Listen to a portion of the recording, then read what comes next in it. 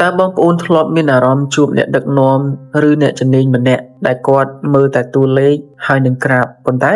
គាត់មិនដែលសួរនាំអំពីអារម្មណ៍ឬក៏ការពិតនៃជីវិតរបស់បងប្អូនដែរទេឬក៏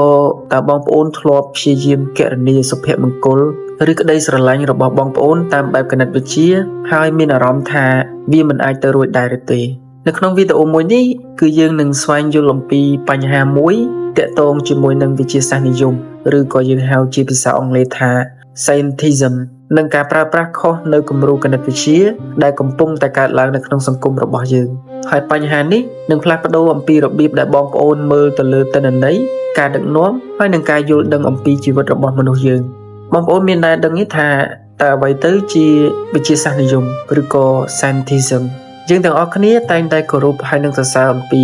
វិទ្យាសាស្ត្ររូបវន្តពីព្រោះតែវាបានជួយឲ្យយើងយល់អំពីចក្រវាឡដូចជាការបង្កើតទូរស័ព្ទបង្កើតយន្តហោះហើយនឹងថ្នាំព្យាបាលជាដើមហើយគណិតវិទ្យាវាគឺជាឧបករណ៍ដ៏អស្ចារ្យសម្រាប់រូបវិទ្យាក្នុងការផលិតរូបវន្តទាំងអស់នោះក៏ប៉ុន្តែបញ្ហាកើតឡើងនៅពេលដែលយើងព្យាយាមយកឧបករណ៍គំរូគណិតវិទ្យានេះទៅប្រើវាលើរឿងរ៉ាវជីវិតរបស់មនុស្សយើងទៅវិញនេះហើយគឺជាបញ្ហាគ្រោះថ្នាក់នៃវិទ្យាសាស្ត្រនិយមវាគឺជាការប៉ងប្រាថ្នាចង់អនុវត្តគំរូគណិតវិទ្យាហើយនិងវិទ្យាសាស្ត្រទៅលើវិស័យដែលវាមិនសមស្របដូចជាការប្រើប្រាស់ទៅលើអារម្មណ៍របស់មនុស្សឬប្រើទៅលើតម្លៃរបស់សង្គមជាដើមជាឧទាហរណ៍ឲ្យបងប្អូនងាយស្រួលចាប់បានបងប្អូនអាចប្រើគណិតវិទ្យាដើម្បីគណនាគន្លងរបស់ភពអង្គារបានយ៉ាងជាក់លាក់ក៏ប៉ុន្តែតើបងប្អូនអាចប្រើសមីការដើម្បីវាស់វែងសេចក្តីស្រឡាញ់របស់ម្ដាយចំពោះកូនបានដែរឬទេ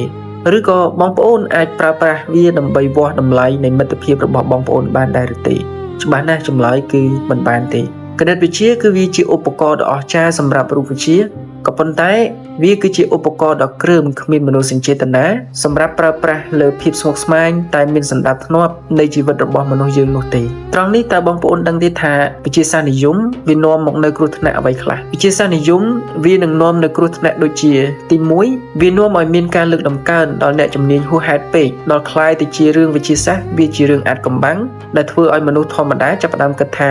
ខ្ញុំមិនយល់អំពីវាទេព្រោះខ្ញុំមិនមែនជាអ្នកជំនាញខណៈដែលអ្នកជំនាញគឺប្រើត្រឹមតែលេខហើយនឹងក្រាបដ៏ស្មុគស្មាញដើម្បីបញ្ជាក់ថាពួកគាត់បង្ហាញត្រឹមត្រូវទី2វាធ្វើឲ្យមតិសាធារណៈចាប់ផ្ដើមមានគម្លាតឃ្លាតឆ្ងាយគឺមនុស្សចាប់ផ្ដើមមានអារម្មណ៍ថាបទពិសោធន៍ជីវិតពិតរបស់គាត់គឺកំពុងតែមិនបានអើពើឧទាហរណ៍រាជរដ្ឋាភិបាលអាចបង្ហាញក្រាបថាសេដ្ឋកិច្ចគឺកំពុងតែរីកចម្រើនឬក៏យើងហៅថា GDP កំពុងតែកើនឡើងក៏ប៉ុន្តែប្រជាជនមានអារម្មណ៍ថាជីវភាពរបស់ពួកគាត់គឺកាន់តែលំបាកថ្លៃឈ្នួលផ្ទះឡើងថ្លៃហើយពួកគាត់មិនមានសុភមង្គលជាដើមក្រាបគឺគ្រាន់តែបង្ហាញអំពីតួលេខក៏ប៉ុន្តែវាមិនអាចប្រាប់អំពីជីវិតរបស់យើងបានទេដែលនេះហើយគឺជាមូលហេតុដែលមនុស្សចាប់ផ្ដើមឃ្លាតឆ្ងាយពីអ្នកដឹកនាំតើយើងអាចអនុវត្តគំនិតអំពីគ្រោះថ្នាក់នៃវិទ្យាសាស្ត្រនិយមនេះនៅក្នុងជីវិតប្រចាំថ្ងៃរបស់យើងបានយ៉ាងដូចម្តេចដើម្បីរស់នៅក្នុងជីវិតដែលគ្មានបន្ទុកខ្ញុំសូមណែនាំបងប្អូនទាំងអស់គ្នាអនុវត្តតាម3ចំណុចសំខាន់នេះទី1គឺការទទួលស្គាល់ដែនកំណត់នៃគំរូនៅពេលដែលបងប្អូនប្រើទិន្នន័យឬក៏គំរូក្នុងការងារ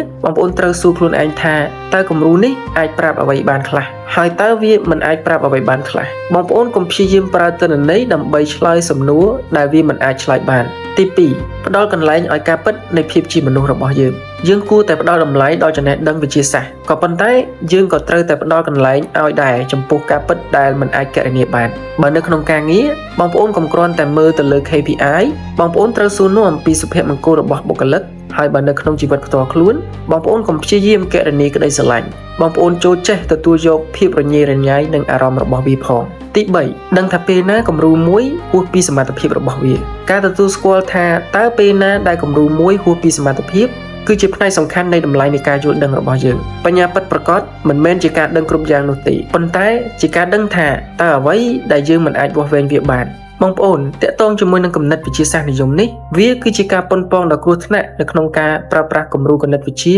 ទៅលើវិស័យដែលវាមិនសមស្របការព្យាយាមវាស់វែងជីវិតមនុស្សដ៏ស្មុគស្មាញដោយប្រើប្រាស់តែលេខគឺនឹងនាំឲ្យមានការភ័ន្តច្រឡំហើយនឹងការឃ្លាតឆ្ងាយពីការពិតរបស់វាការកំណត់ព្រំដែនវិទ្យាសាស្ត្រនិយមនេះបានត្រឹមត្រូវនឹងធានាថាចំណេះដឹងរបស់បងប្អូនគឺនៅតែជាឧបករណ៍ដែលត្រឹមត្រូវនិងមានប្រយោជន៍សម្រាប់ការយល់ដឹងអំពីវិសាលភាពពេញលេញនិងភាពរញ៉េរញ៉ៃនៃអត្ថិភាពរបស់មនុស្សយើងសូមបងប្អូនប្រើប្រាស់វិទ្យាសាស្ត្រដើម្បីយល់អំពីពិភពលោកយើងនេះក៏ប៉ុន្តែកុំភ្លេចប្រើប្រាស់បេះដូងរបស់យើងហើយនឹងការយល់ដឹងដើម្បីយល់អំពីមនុស្សយើងនេះផង